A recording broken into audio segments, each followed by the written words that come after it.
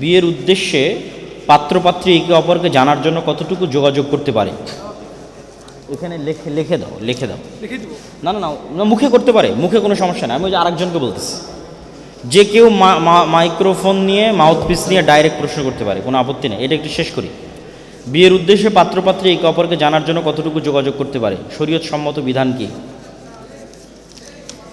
রাসূলুল্লাহ সাল্লাল্লাহু আলাইহি ওয়াসাল্লামের বিবরণ অনুযায়ী যে চারটে জিনিসের মাধ্যমে মানুষকে বিবেচনা করা যায়: এক, মানুষের ধন সম্পদ, মানুষের বংশমর্যাদা এবং মানুষের সৌন্দর্য, এই জিনিসগুলোতে মানুষকে বিবেচনা করা যায়। তো তার মধ্যে বংশমর্যাদা, ধন সম্পদ, এগুলোর জন্য তার পাত্রীর সাথে যোগাযোগের দরকার হয় না, এগুলো আউটসাইড থেকে জানা যায়। একমাত্র সৌন্দর্যের জন্য পাত্রীকে দেখা যায়। তো সেক্ষেত্রে বাহ্যিক প্রকাশযোগ্য যা, বাহ্যিক এবং স্বাভাবিকভাবে যা প্রকাশযোগ্য, স্বাভাবিকভাবে কি প্রকাশযোগ্য? দুই হাতের কবজি প্রকাশযোগ্য, পায়ের পাতা প্রকাশযোগ্য, মুখমণ্ডল প্রকাশযোগ্য। এই বাহ্যিক এবং স্বাভাবিকভাবে যা প্রকাশযোগ্য তা একজন পাত্র দেখতে পারে। তা বাদে আলাদা কোনো আন্ডারস্ট্যান্ডিংয়ের প্রয়োজন আছে এটা ইসলাম বলে না। প্রাথমিক প্রয়োজনীয় কোনো কথোপকথনের প্রয়োজন হলে সেটা পিতামাতার উপস্থিতিতে, সকলের উপস্থিতিতেই করতে পারে। কবর সামনে রেখে সালাত হবে কি? যদি আর না থাকে তাহলে হবে না। বিয়ের পর কে বেশি আপন, স্বামী না বাবা মা?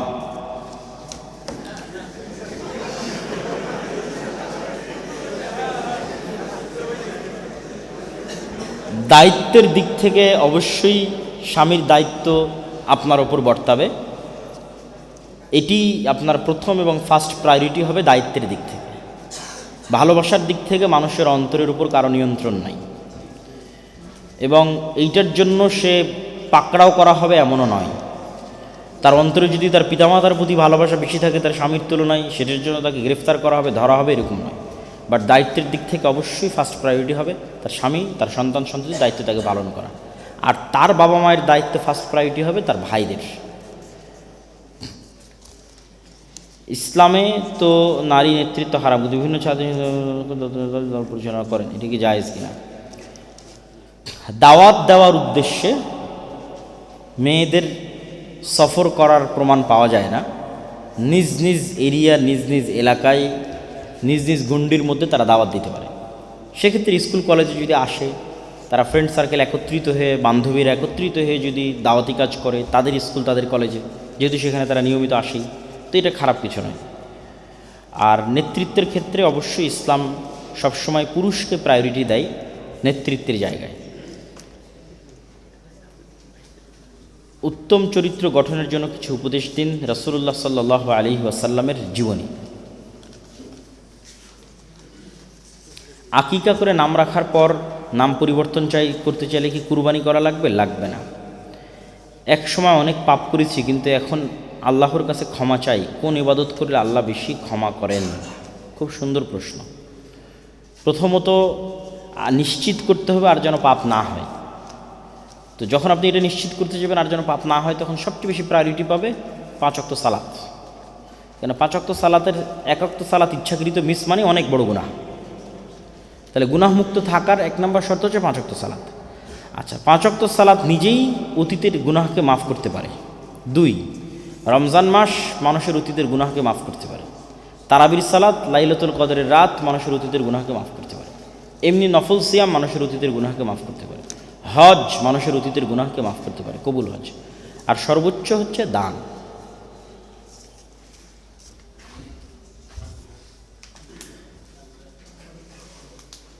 উত্তম জীবনসঙ্গী পেতে হলে নিজের মধ্যে কোনো পরিবর্তন আনতে হবে কি, অথবা কি কি করতে হবে? প্রথমত, মানুষের তাকদীর পূর্বলিখিত। আর তাকদীরের বিষয়টা আরও বেশি স্পষ্ট বোঝা যায় বিবাহের ক্ষেত্রে। অন্য আর কোনো ক্ষেত্রে বোঝা না গেলেও বিবাহের ক্ষেত্রে খুবই আনপ্রেডিক্টেবল কিছুই ঘটে, যেখানে মানুষের পূর্বলিখিত তাকদীরের বিষয়টা অনুভব করা যায়। রেজাল্টের ক্ষেত্রে, পরীক্ষার ক্ষেত্রে, বিভিন্ন ক্ষেত্রে এক্সপেক্টেড কিছুই বেশিরভাগ ঘটে। মানুষ যা আইডিয়া করে কাছাকাছি তার কাছাকাছি হয়। কিন্তু বিয়ের ক্ষেত্রে বেশিরভাগ ক্ষেত্রে আনপ্রেডিক্টেবল ঘটনাই ঘটে। তো সেক্ষেত্রে মানুষ সর্বোচ্চ আল্লাহ সুবহানাহু ওয়া তাআলার কাছে দোয়া করতে পারে। আর নিজের মধ্যে পরিবর্তনের বিষয়টা একজন মেয়েকে পাওয়ার জন্য করতে হবে, এটা পছন্দনীয় নয়। ইন্নামাল আ'মালু বিন্নিয়াত, কাজের নেকি পাবে মানুষ নিয়তের উপর। ফামান কানাত হিজরাতুহু ইলা দুনিয়া আও ইমরাআতিন ইউসিবুহা, কেউ যদি হিজরত করে কোনো একটা মেয়েকে পাওয়ার জন্য, তাহলে তার হিজরত ওটার জন্যই গণ্য হবে, আল্লাহর জন্য গণ্য হবে না। তাহলে একটা মেয়েকে আমি বিবাহ করবো এই জন্য আমি নামাজ পড়বো, কালাম পড়বো, এটা করবো না আল্লাহকে সন্তুষ্ট করবো এই জন্য সালাত আদায় করবো। এটার সবচেয়ে সুফলটা কি হবে জানেন? এটার সবচেয়ে সুফল হবে পৃথিবীতে কোনো কাজই যখন মানুষকে পাওয়ার জন্য, মানুষকে সন্তুষ্ট করার জন্য করবেন, ওয়াল্লাহি আল্লাহর কসম কোনো দিন মানুষকে সন্তুষ্ট করতে পারবেন না, ইভেন আপনার ওয়াইফকেও কোনো দিন সন্তুষ্ট করতে পারবেন না। তখন আপনি কি হবেন? হতাশ হয়ে যাবেন। যখন আর একজনের সন্তুষ্টির জন্য কিছু করবেন, তখন একটা সার্টেন টাইমের পর কি হবেন? হতাশ হবেন, এবং হতাশা আপনাকে কুড়ে কুড়ে খাবে। তাহলে এটাও এক প্রকার গোলামি। এই জন্য তো সকল প্রকার গোলামি থেকে মুক্তি দেয় কার আনুগত্য? আল্লাহর আনুগত্য। ফলত যখন আপনি কল্যাণের কাজ করবেন আল্লাহর সন্তুষ্টির জন্য, তখন আপনার জীবনে কে আসলো কে গেল এটা কোনো ম্যাটার করে? কোনো ম্যাটার করে না। ফলত আপনি কোনো সময় হতাশাগ্রস্ত হবেন না, বা আপনাদের ভাষা আরও ভালো করে বললে ছ্যাঁকা খাবেন না।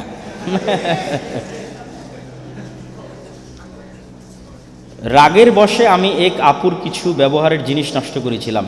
তখন সে আপু অনেক কান্নাকাটি করার পর আমার অনুশোচনা হয়, আল্লাহর কাছে ক্ষমা চেয়েছি, কিন্তু ওই আপুর কাছে ক্ষমা চাইনি।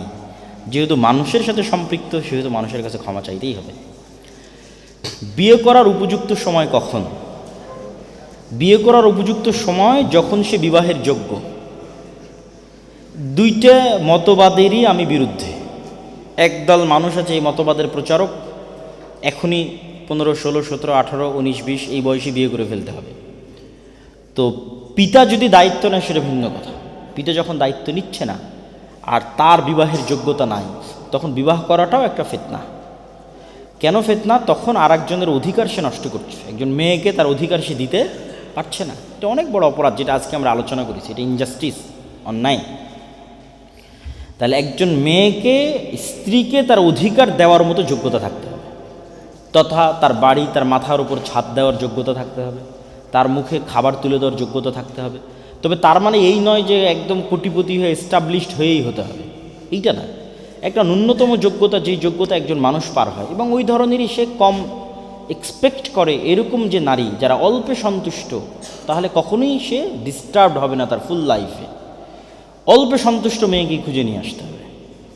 অল্পে সন্তুষ্ট মেয়ে যখন তার জীবনে আসবে, তখন তার স্বাভাবিক যে সামর্থ্য আছে, এই সামর্থ্যের মধ্যে শান্তির ভিত্তিতে তার জীবন পার হয়ে যাবে। আর ওই যোগ্যতা অর্জন করাটাই বিবাহের বয়স।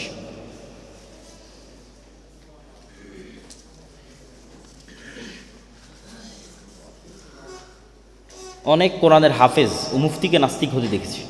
তাদের ক্ষেত্রে এমনটা কেন হয়? আর আল্লাহ এবং রাসূল সাল্লাল্লাহু আলাইহি ওয়াসাল্লামকে নিয়ে বিভিন্ন প্রশ্ন আসে, এটা কিভাবে দূর করব? খুবই সুন্দর এবং চমৎকার প্রশ্ন। প্রথম কথা হচ্ছে, এইটা থাক, প্রথম কথা হচ্ছে, ইবলিস কি জাহেল ছিল না আলেম ছিল? অনেক বড় আলেম ছিল। তৎকালীন জিনদের মধ্যে সবচেয়ে বড় আলেম, ঠিক আছে? তৎকালীন জিনদের মধ্যে সবচেয়ে বড় আলেম ছিল। তাহলে ইসলাম শুধু জ্ঞান দিয়েই হয় বিষয়টা এমন নয়, বরং ইসলাম আল্লাহর সত্তার সামনে পরিপূর্ণ আত্মসমর্পণের মাধ্যমে হয়। কিসের মাধ্যমে হয়? পরিপূর্ণ আত্মসমর্পণের মাধ্যমে। এটাই রাসূলুল্লাহ সাল্লাল্লাহু আলাইহি সাল্লাম বারবার তুলে ধরেছেন যে বানু ইসরায়েলেরা কি করত? বানু ইসরায়েলেরা তাদের নবীকে কন্টিনিউয়াস প্রশ্ন করত। আর উম্মতে মুহাম্মাদের বৈশিষ্ট্য কি? সামি'না ওয়া আতা'না, শুনলাম, কোনো প্রশ্ন ছাড়া মেনে নিলাম। এটা হলো উম্মতে মুহাম্মাদের বৈশিষ্ট্য। এই জন্য আবু বকর রাদিয়াল্লাহু তাআলা আনহুকে যখন কাফেররা বলছে, জানো মুহাম্মদ সাল্লাল্লাহু আলাইহি ওয়াসাল্লাম এক রাতে মক্কা থেকে ফিলিস্তিন, জেরুজালেম, আবার জেরুজালেম থেকে সপ্তম আসমান, আবার সপ্তম আসমান থেকে পুনরায় মক্কা এক রাতে ফিরে এসেছে। তো তিনি আবু বকর রাদিয়াল্লাহু তাআলা পাল্টা কোনো প্রশ্ন করেছেন না? আনুগত্যের ঘোষণা দিয়েছেন। আনুগত্যের ঘোষণা দিয়েছেন যে যদি মুহাম্মদ সাল্লাল্লাহু আলাইহি ওয়াসাল্লাম এটা বলে থাকে তাহলে এটাই সত্য। এবং এই জন্য কিন্তু তাকে কি উপাধি দেওয়া হয়েছে? সিদ্দিক উপাধি দেওয়া হয়েছে। কিন্তু এই জায়গায় যদি মুসা আলাইহিস সালামের কওম হতো বা মুসা আলাইহিস সালাম হতো, তাহলে অন্তত কয়েক হাজার প্রশ্ন করতো। আপনি কেমনে গেলেন? কোন বাহনে চড়েছিলেন? কেমন ছিল?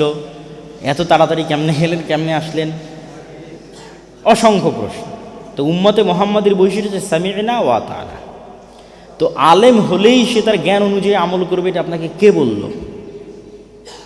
আলেম হলেই সে তার জ্ঞান অনুযায়ী আমল করবে, এটার কোনো গ্যারেন্টি আছে? কোনো গ্যারেন্টি নেই। আলেমরা জাহান্নামে যাবে না? যাবে না? যাবে। জাহান্নাম উদ্বোধন হবে একদল আলেম দিয়ে, এই কথাই ঠিক। এবং রাসূলুল্লাহ সাল্লাল্লাহু আলাইহি ওয়াসাল্লামের মেরাজের সফরে আলেমদেরকে শাস্তি দিতে তিনি দেখেছেন, যারা তাদের জ্ঞান অনুযায়ী আমল করত না। সুতরাং আলেম হলেই তিনি হেদায়েত প্রাপ্ত, এই কথা ভুল। ইবলিস আলেম হওয়ার পরও হেদায়েত প্রাপ্ত নয়। তাহলে হেদায়েতের মানদণ্ড আনুগত্যের উপরে, আল্লাহর আনুগত্য, রাসূল সাল্লাল্লাহু আলাইহি ওয়াসাল্লামের আনুগত্য। এই জন্য আমাদের সবাইকে দোয়া করতে হবে আল্লাহ যেন আমাদেরকে ঈমানের উপর মৃত্যু দান করবেন, আল্লাহুম্মা আমিন। আল্লাহ যেন আমাদেরকে আমাদের জ্ঞান অনুযায়ী আমল করার তৌফিক দান করে, আল্লাহুম্মা আমিন। এবং অতীতে যারা সৎ কর্মশীল বান্দা চলে গেছে তাদের অন্তর্ভুক্ত হওয়ার তৌফিক দান করে, আল্লাহুম্মা আমিন। আল্লাহ যেন আমাদেরকে জ্ঞানের অহংকার থেকে দূরে রাখে, আল্লাহুম্মা আমিন। জেনারেল থেকে পড়াশোনা করে দ্বীনি ইলম অর্জনের জন্য কোন কোন বই পড়া উচিত? 1 নম্বর হচ্ছে কোরআন পড়া শিখতে হবে, বাধ্যতামূলক, ফরজ প্রত্যেক মুসলমানের জন্য। কোরআন পড়া শিখার পর তখন ধীরে ধীরে আপনি অন্য বইয়ের দিকে যাবেন। ঋতু অবস্থায় কোন কোন ইবাদত করা যায়? সালাত আদায় করা যায় না, সিয়াম পালন করা যায় না, তা বাদে স্বাভাবিক জিকির আজকার অবশ্যই করা যায়। এগুলো বিতর্কিত প্রশ্ন দিও না। বর্তমান ডেমোক্রেসি সিস্টেমের সমাজে আমাদের দাওয়াতি কার্যক্রম কেমন হওয়া উচিত বলে আপনি মনে করেন? যেটা আজকের বক্তব্যে তুলে ধরেছি সেটাই।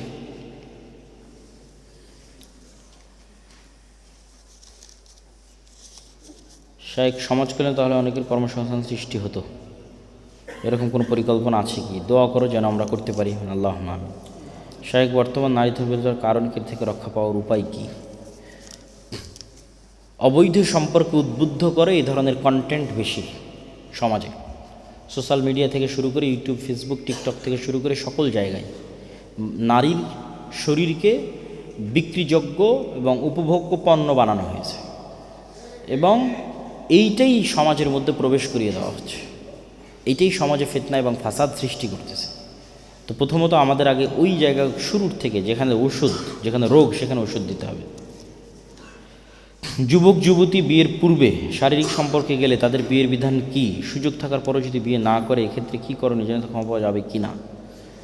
প্রথমত হচ্ছে যে কোনো সম্পর্ক, অবৈধ সম্পর্ক, সেটা সাথে সাথে স্টপ করা উচিত। স্টপ করার পর সে চিন্তা করুক সেই মেয়েকে বিবাহ করবে কি না। যদি সেই মেয়েকে ছাড়া তার পক্ষে কন্টিনিউ করা সম্ভব না হয়, দ্রুত বিয়ে করে নিক, সাথে সাথে বিয়ে করে নিক। ওই মেয়েকে বিয়ে করতে হবে না এরকম কোনো দিক নির্দেশনাও ইসলামে নাই, ওই মেয়েকেই বিয়ে করতে হবে এরকম কোনো দিক নির্দেশনা ইসলামে নাই। এইটা তার নিজস্ব পরিপরিচিত। ইসলামের দিক নির্দেশনা কি? অবৈধ সম্পর্ক কন্টিনিউ করা যাবে না 1 সেকেন্ডের জন্য। কন্টিনিউ করতে চাইলে কি করতে হবে? বিয়ে করতে হবে। কন্টিনিউ করতে চাইলে কি করতে হবে? বিয়ে করতে হবে। বিয়ে না করলে স্টপ করতে হবে। আর যেটাই করুক এইটা অপরাধী। বিয়ে করলে কি এটা অপরাধ বলে বাতিল হয়ে যাবে নাকি? অপরাধী।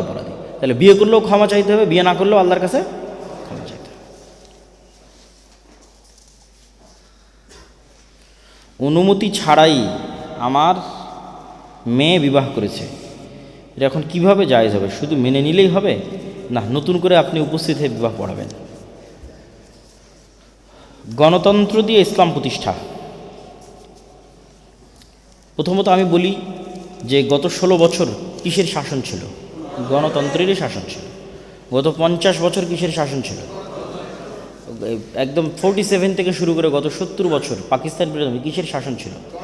গণতন্ত্রেরই শাসন ছিল। তো এই জন্য এইটা নিয়ে অনেক আলোচনা, অনেক চিন্তার সুযোগ আছে। ডাইরেক্ট কোনো একটা কিছু আমি বলতে চাচ্ছি না, কাউকে হার্টও আমি করতে চাই না, কাউকে আঘাতও আমি দিতে চাই না, কিন্তু আমি বলি কি চিন্তার জায়গা আছে। কেন গণতন্ত্রকে আল্লাহর ওহী মনে করতে হবে বলেন? গণতন্ত্র কি কোরআন?